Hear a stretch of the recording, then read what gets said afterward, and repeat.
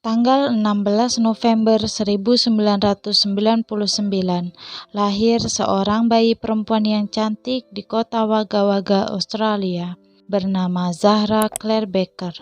Zahra lahir dari pasangan Emily Dietrich dan Adam Becker. Namun sayang, Emily mengalami depresi pasca persalinan.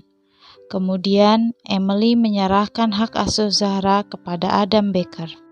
Zahra didiagnosis menderita kanker tulang pada tahun 2005 di usianya yang ke-6 tahun. Karena hal itu, satu kakinya diamputasi dan harus menggunakan kaki palsu. Gadis kecil itu juga menderita kanker paru-paru dan harus memakai alat bantu dengar akibat dari seringnya melakukan kemoterapi. Namun, Zahra tetap menjadi gadis kecil yang ceria dan selalu tersenyum. Suatu hari, Adam Becker jatuh cinta dengan seorang wanita yang dia temui di internet. Wanita itu bernama Elisa Fairchild yang berasal dari barat North Carolina, Amerika Serikat. Lalu, Adam membawa Zahra pergi ke Amerika untuk bertemu dengan Elisa. Setelah pertemuan tersebut, mereka memutuskan untuk menikah. Padahal saat itu Elisa masih berstatus sebagai istri dari suaminya yang ke-6. Elisa sebelumnya telah menikah sebanyak 6 kali dan semua pernikahan itu gagal. Setelah Elisa bercerai dengan suaminya, Adam dan Elisa Becker beserta Zahra dan 2 anak Elisa dari pasangan sebelumnya menetap di Hickory. Namun sepertinya kebahagiaan Zahra tidak berlangsung lama setelah tinggal bersama ibu tirinya. Pada awalnya, Zahra bersekolah di sekolah umum, namun entah mengapa kemudian dia dipindahkan untuk memulai homeschooling oleh keluarganya.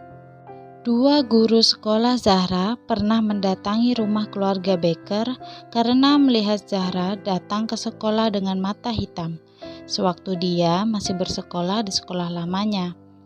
Tetangga mereka juga mengatakan Elisa kasar secara fisik dan mental, bahkan dia selalu mengabaikan anak itu.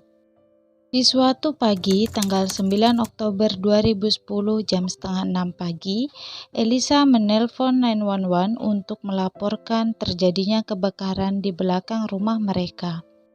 Ketika polisi tiba dan memeriksa apa yang menyebabkan terjadinya kebakaran, polisi menyimpulkan bahwa tempat itu sengaja dibakar. Mereka juga menemukan catatan meminta uang tebusan di dalam truk perusahaan tempat Adam bekerja.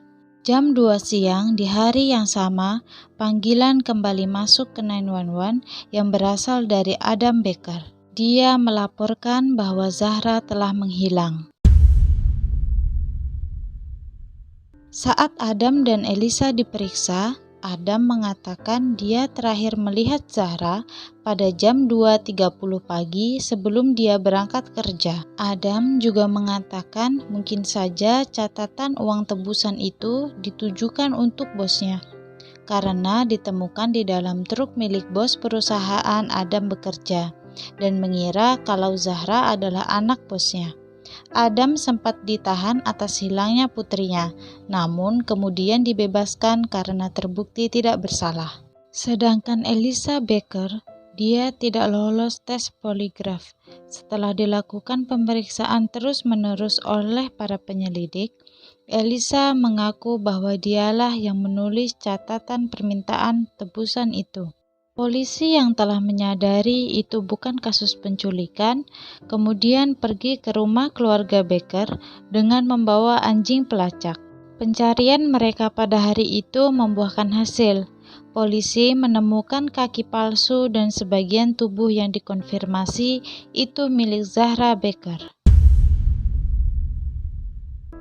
25 hari setelah Zahra dilaporkan hilang, Elisa melakukan kesepakatan untuk menghindari hukuman mati dengan membawa polisi ke tempat dia membuang tubuh Zahra. Penyelidik mengatakan bahwa Zahra dibunuh pada tanggal 24 September 2010 dan membuang jenazahnya keesokan harinya. Elisa mengatakan Adamlah yang telah melakukannya. Dia hanya dipaksa untuk membantunya. Namun, dari catatan telepon Elisa, pada saat itu Elisa menelpon Adam sebanyak 9 kali, yang menyatakan pada saat itu Adam tidak bersama Elisa. Dari catatan telepon Adam memperlihatkan bahwa Adam berada 20 mil jauhnya. Dia sedang berada di tempatnya bekerja. Sedangkan pada catatan telepon Elisa, dia berada di area di mana tubuh Zahra ditemukan. Hasil otopsi mengatakan penyebab Zahra meninggal adalah karena kekerasan hingga menyebabkan kematian. Pada tanggal 21 Februari 2011, Elisa Becker didakwa atas pembunuhan tingkat 2 dan dijatuhi hukuman 18 tahun penjara. Pada tahun 2013, dia diberi tambahan hukuman 10 tahun terkait narkoba.